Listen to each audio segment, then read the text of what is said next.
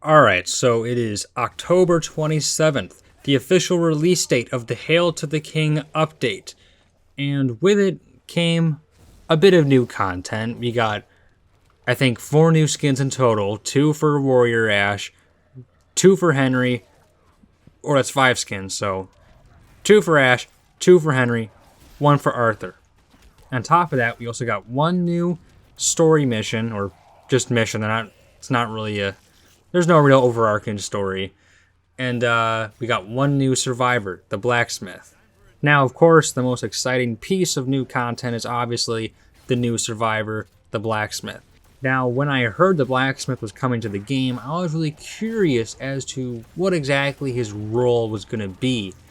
I was anticipating that he was either going to be a leader or maybe a warrior. I would have preferred warrior, but now that he's coming out as a support, it really does make sense as to why he is that. Now, that being said, after playing a few rounds with him, and I really do mean few, the servers are absolute garbage right now. I've only been able to get 3 games in total. But in the 3 games I played 2 as the Blacksmith, and he's quickly become my favorite support in the entire game. He's just absolutely insane, and I think his power is unmatched.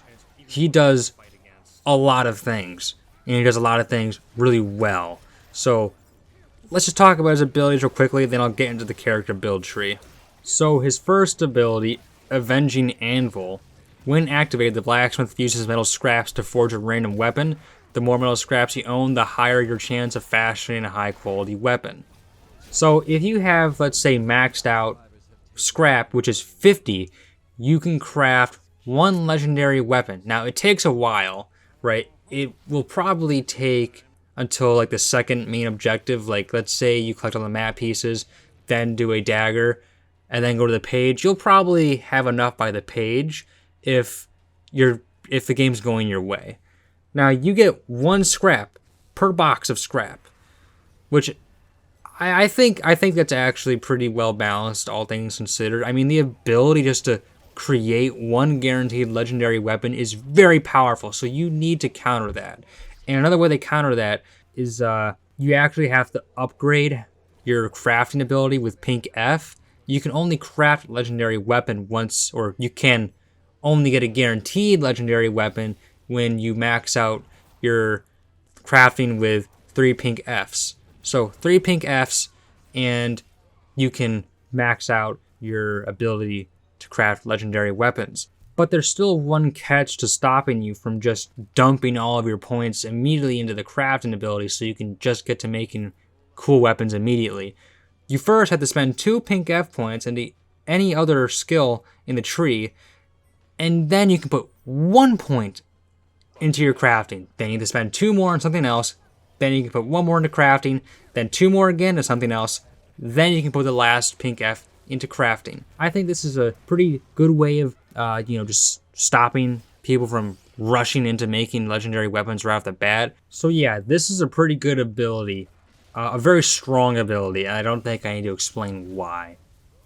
Now, the second ability is Weapon Master Melee. So, melee weapons have a faster attack speed and deal increased health bar, balance bar, and dismemberment damage. In return, the Blacksmith is unable to use ranged weapons. So, all melee weapons are faster, deal increased health, balance bar, and dismemberment damage.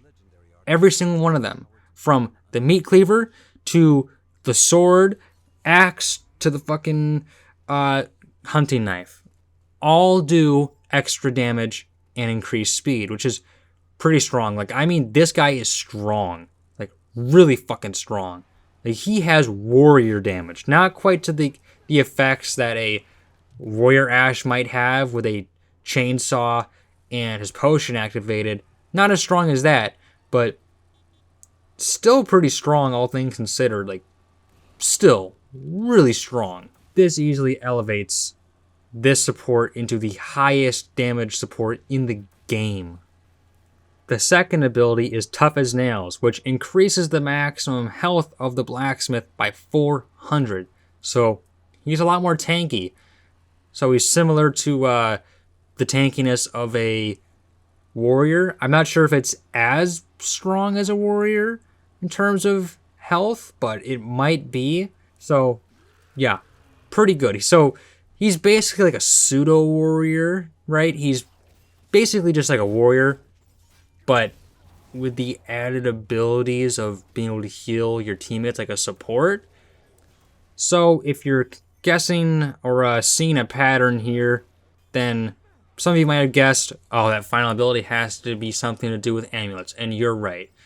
The final ability, Rough and Ready, when using an amulet, the blacksmith and nearby survivors have their damage increased for a limited time. If you're lucky, the amulet might not break so you can keep using it. It has a 50% chance of not breaking, a cooldown of 30 seconds. So I'm guessing the ability has a cooldown of 30 seconds between each use of the amulet. Increases the melee damage of everyone by 15%. And the ability has a duration of 20 seconds. Now, because of the cooldown, I'm assuming it doesn't stack, which is really, that's great that Saber stopped that from happening, right? Like with David being able to just infinitely spam Shemps and then have a shitload of damage resistance. So I'm glad that they nipped this one early on and stopped that from being a thing. So this ability is also very strong. I think 50% is a little too high. I think it should be a little bit lower because you can get pretty lucky. Now, personally, I haven't been super lucky. Like every now and then I get it, but I mean, typically I at least get it with one amulet in my bunch. But if you're having a really lucky game and you're just continuously just hitting that 50% every time, the demon's gonna be having a really hard game. But overall, it is still pretty strong.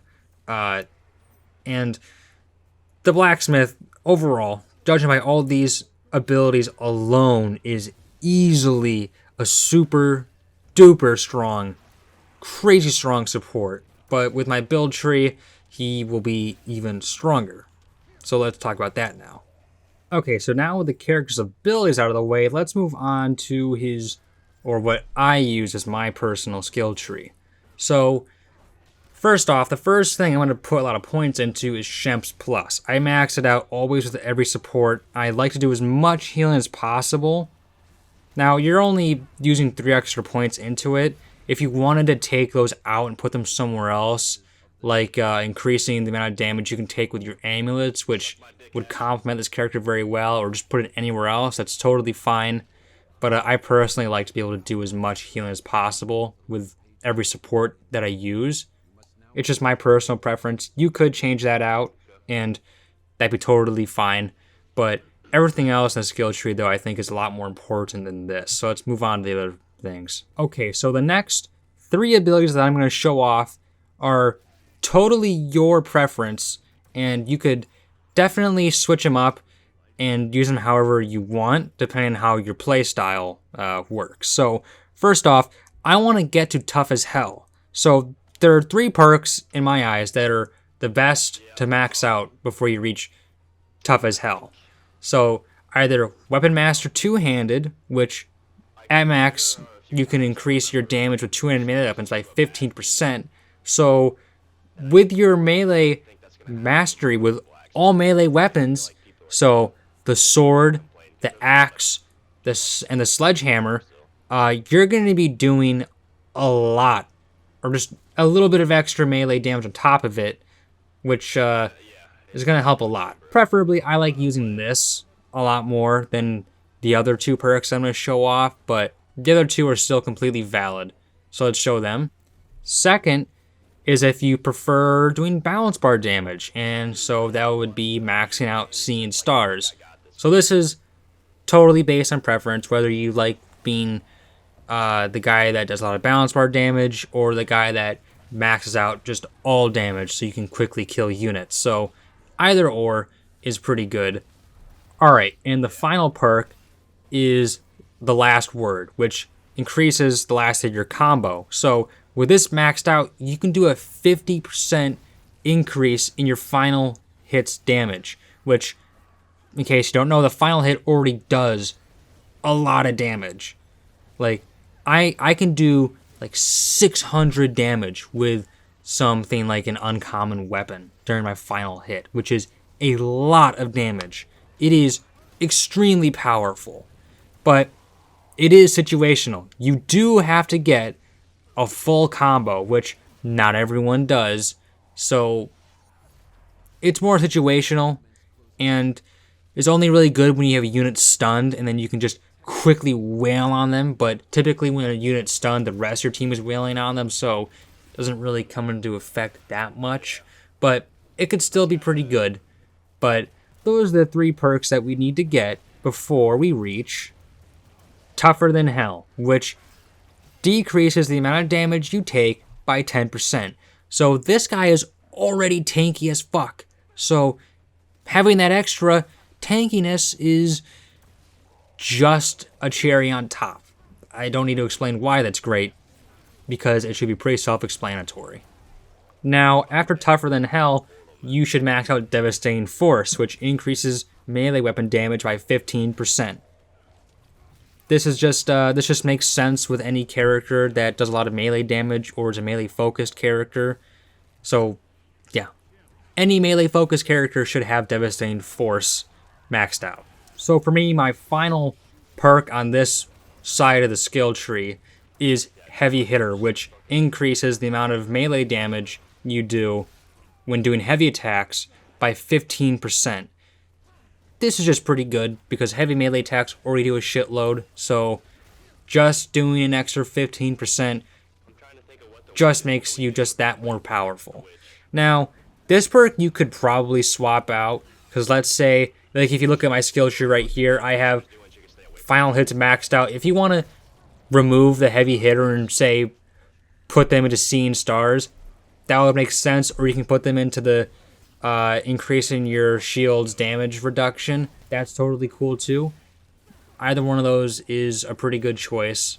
Now my next perk is Deep Pockets Amulets, which increases the amount of amulets you can carry by 2.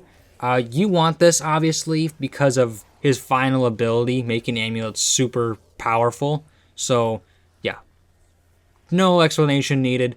Max this out. You should always have this maxed out if you're playing a support. So just do it.